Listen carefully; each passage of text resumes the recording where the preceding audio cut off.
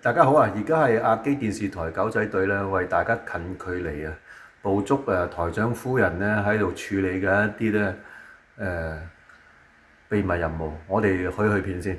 哇！見到台長夫人咧係非常之節儉嘅，咁同埋另外咧就係非常尊重我哋嘅農夫啊！正所謂粒粒皆辛苦啊嘛，係嘛？真係一啲都唔會浪費。哇！見到都流口水啊！台長夫人手起刀落啊，好純熟個手法，跟住然之後一啲都唔會浪費嘅。